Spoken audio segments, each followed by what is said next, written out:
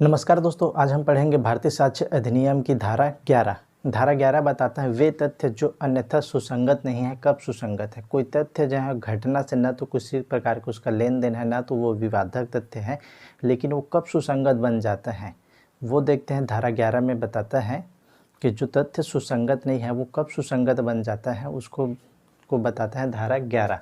तो धारा 11 का जो हेडिंग है, वे तथ्य जो अन्यथा सुसंगत नहीं कब सुसंगत है। वे तथ्य जो अन्यथा सुसंगत नहीं है सुसंगत है, यही इसका धारा का हेडिंग लाइन है। और वो बताता है कि यदि वे किसी विवादक तथ्य या सुसंगत तथ्य से असंगत है, उसका असंगत होना ही क्या है, सुसंगत है। तो विवादक तथ्य क्या है, जिसके बारे में ना तो उसके पक्षकार में विवाद ही नहीं है और ना ही वो सुसंगत है। सुसंगत मतलब वो धारा 6 से लेकर 55 तक किसी भी धारा के अंतर्गत वो नहीं आता है, वो सुसंगत नहीं है और वो क्या है, असंगत है। मतलब क्या है, जिसके बारे में पक्षकार में न तो विवाद है, वो विवादक तथ्य नहीं है, और न ही वो धारा 6 से लेकर 55 तक में आने के कारण वो सुसंगत है। और इसकी इसी बात जो विवादक तथ्य नहीं है और सुसंगत नहीं है, लेकिन वो घटना के अस्तित्व को इस प्रकार प्रभावित करता है कि वो अस्तित्व को ही इनकार कर देता है, घटना के अस्तित्व से ही इनकार कर देता है। इस कारण वो क्या है असंगत होने से भी वो सुसंगत है। जैसे कि हम लोग देखते हैं, इसमें दृष्टांत दे रखा है, उससे हम लोग इसको समझने का प्रयास करते हैं। दृष्टांत दे रखा है क, दृष्टांत क में दे है। प्रश्न यह है कि क्या क ने किसी अमुक दिन कलकत्ते में अपराध किया। अब देखिए, जो क है, क ये अभियुक्त है। अभियुक्त ने क्या है, कलकत्ते में अपराध किया। जब ये कलकत्ते में अपराध किया तो कलकत्ते में ही रहेगा। और इसने जो अभियुक्त है ने, इसने अपने प्ली मतलब अपने बचाव में कहा कि यह तथ्य कि वह उस दिन लाहौर में था सुसंगत है। अब देखिए, ये जहाँ अभियुक्त है कलकत्ते में अपराध किया है, ये क्या है, ये मेन है, घटना का मेन तथ्य है। और जो अभियुक्त के द्वारा बचाव लिया गया यह तथ्य कि वह उस दिन लाहौर में था। मतलब क्या है, यदि वो लाहौर में था तो वो घटना नहीं कर सकता, और घटना की है तो वो लाहौर में नहीं हो सकता। तो यही वो तथ्य है जो घटना के अस्तित्व को ही प्रभावित कर रहा है। यदि वो लाहौर में है तो लाहौर में रहना क्या है, और इतना पास नहीं है कि वो घंटे भर में आ जाए। तो इस नाम से अगर वो लाहौर में था तो उस दिन, जिस दिन अपराध कारित हुआ, उस दिन वो कलकत्ते में अपराध नहीं कर सकता है। यदि वो कलकत्ते में अपराध किया है तो लाहौर में नहीं रह सकता। तो ये क्या है, यही वो तथ्य है जो उसके घटना को क्या है, असंगत होने के बावजूद भी वो क्या है, सुसंगत है। क्यों सुसंगत है ना, तो देखिए, वो लाहौर में रहना उसके बारे में कोई विवादक तथ्य भी नहीं है, और ना वो लाहौर में रहना किसी भी धारा के अंतर्गत सुसंगत है। तो क्या है, वो तो ना तो वो विवादक तथ्य है और ना ही वो सुसंगत तथ्य, लेकिन वो क्या है, घटना के अपराध के अस्तित्व को ही इनकार कर दिया जा रहा है। यदि वो लाहौर में था तो वो ये अपराध कर नहीं सकता, इसलिए ये बात झूठा हो जाएगा कि उसने अपराध किया है। तो ये क्या है, उसके बारे में साक्ष्य लेना बहुत महत्वपूर्ण हो जाता है कि वो घटना को इनकार कर रहे हैं। इस नाम से जो क्या है, असंगत होने के बावजूद भी वो इतना सुसंगत हो जाता है कि उसका साक्ष्य लेने के लिए कोर्ट के लिए बहुत ही आवश्यक हो जाता है। तो यही जो बात बताता है, पहला है यदि वे किसी विवादक तथ्य और सुसंगत तथ्य से असंगत है तो सुसंगत है। असंगत ही उसकी सुसंगतता को बताता है। यदि वो घटना से असंगत है, लेकिन वो घटना को इस प्रकार प्रभावित कर रहा है कि घटना के अस्तित्व को ही इनकार कर रहा है, तब वो क्या है, सुसंगत बन जाता है कि उसके बारे में साक्ष्य लेने के लिए कोर्ट मजबूर हो जाए। यदि वो उस बारे में साक्ष्य नहीं लेता है तो क्या हो जाएगा, वो गलत हो जाएगा। तो इस नाम से क्या है, का जो अपराध अमुक दिन कलकत्ते में अपराध किया, तो ये तो उसका अभियोग है। लेकिन अगर वो इस बारे में क्या है, साक्ष्य नहीं लिया जाएगा कोर्ट के द्वारा, तो क्या है, उसके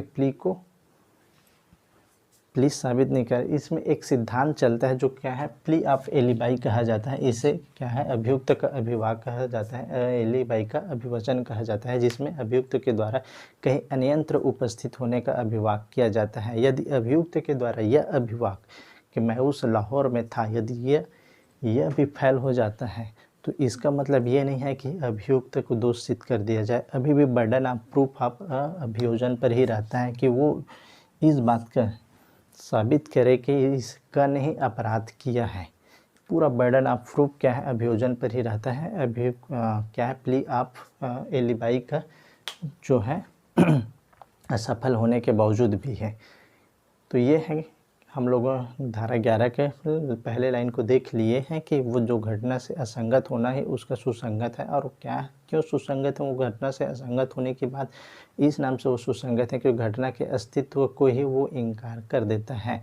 वो विवादक तथ्य से जुड़ा नहीं है और न ही वो क्या है, सुसंगत तथ्य है, लेकिन उसकी असंगतता ही वो मेन चीज़ है जो उस घटना के बारे में साक्ष्य लेने के लिए महत्वपूर्ण हो जाता है, क्योंकि वो घटना के अस्तित्व को ही इनकार कर दिया जाता है इसलिए उसका सुसंगतता है।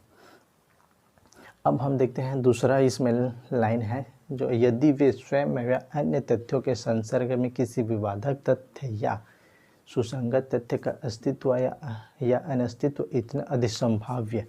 देखिए, किसी विवादक तथ्य या सुसंगत तथ्य अस्तित्व या अनस्तित्व को अत्यंत अधिसंभाव्य या अनधिसंभाव्य बनाते हैं। इसमें देखिए दो लाइन है, कोई घटना है या कोई विवादक तथ्य है, तो किसी अस्तित्व या उसके अनस्तित्व को अधिसंभाव्य बनाता है या अनधिसंभाव्य बनाते हैं, तो वो क्या है, सुसंगत है। जैसे कि एक रूम में 5 व्यक्ति हैं और किसी की मृत्यु हो जाती है, तो क्या अधिसंभाव्य बनता है कि उनमें से किसी व्यक्ति ने उसकी हत्या की है। ये क्या है, अधिसंभाव्यता को दर्शाता है इस नाम से वो सुसंगत है। और यही क्या है, अधिसंभाव्यता ही क्या है, इसमें सुसंगत है या अनधिसंभाव्य, उसको अनधिसंभाव्य बनाता है। उस घटना की अस्तित्व या अनस्तित्व को अनधिसंभाव्य मतलब अनप्रोबेबल बनाता है, वो भी क्या है, इसमें सुसंगत है। जैसे कि इसमें दृष्टांत दे रखे हैं, उसको देखते हैं दृष्टांत का। प्रश्न यह है कि क्या क ने अपराध किया है। देखिएगा, है ना, ध्यान से। प्रश्न यह है कि क ने अपराध किया।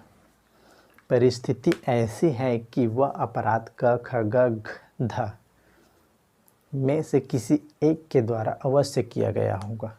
जैसे कि एक रूम है, इसमें रूम में कितने लोग हैं,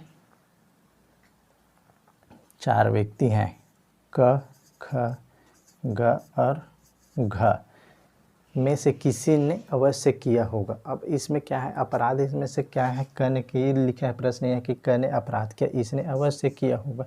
तो यह अधिसंभाव्यता है कि अगर इस रूम में 5 या 4 व्यक्ति हैं और इनमें से किसी की क्या हो जाती है, मृत्यु हो जाती है, तो यह अधिसंभाव्यता बनता है कि इस चारों में से किसी ने अपराध किया है। तो यह संभाव्यता है।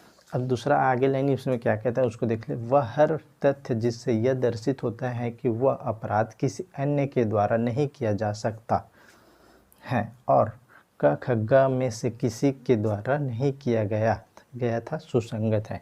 अब इसमें दोनों देखिए, जो दृष्टांत दे रखा है वो बहुत क्लियर दृष्टांत है और इसमें आप समझने के प्रयास करेंगे तो दोनों बात ही दे रखा है। एक अधिसंभाव्यता के बारे में भी बताता है और एक अनधिसंभाव्यता के बारे में बताता है। जैसे कि प्रश्न के क ने अपराध किया है, तो परिस्थिति ऐसी है कि वह अपराध क ख ग में से किसी के द्वारा अवश्य किया होगा। ये क्या है, उसकी प्रोबेबिलिटी को दर्शाता है, संभाव्यता, अवश्य किया गया होगा।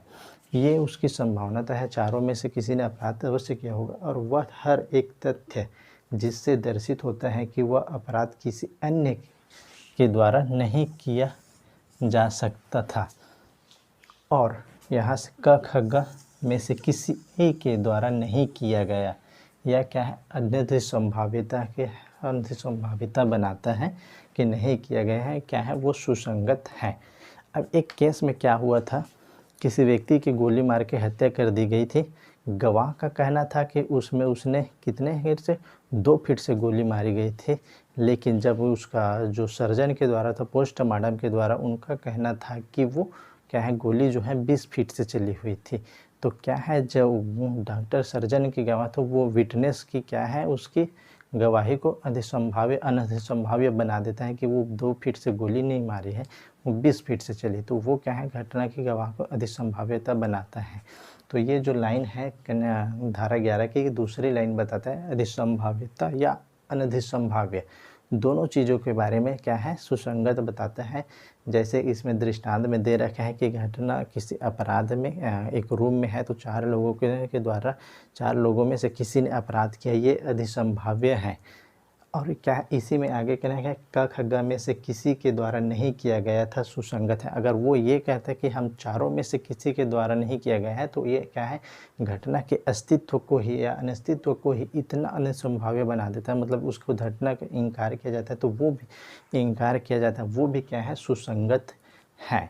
तो इस प्रकार हम लोग धारा 11 देखते हैं भारतीय साक्ष्य अधिनियम की। इसमें 2 है और इसमें क्या है, एक अधिसंभाव्यता दर्शाने वाले एक सिद्धांत चलता है। इसमें एक फेमस केस ला है, एक क्या है, एक मकान में एक नौकरानी और उसकी मालिक रहती है। एकाएक मालिकिन की हत्या हो जाती है। पूरी अधिसंभाव्यता कि उस मकान में नौकरानी होने से उसी के द्वारा हत्या की गई थी। इस पूरी प्रोसीडिंग में क्या है, जो नौकरानी थी उसको फांसी की सज़ा सुनाई देती थी ट्रायल के पश्चात कि उसी ने हत्या की है। किसमें, अधिसंभाव्यता के बेस में। जब उसको नौकरानी को उसकी हत्या होने के, न्यायिक हत्या होने के फांसी की सज़ा देने के पश्चात जो उस घटना को एक्चुअली में कारित किया गया था, हाँ, उस व्यक्ति के द्वारा आकर बताता है कि इस घटना को मैंने कैसे अंजाम दिया, कैसे गए अंदर घुसा, कैसे बाहर निकला।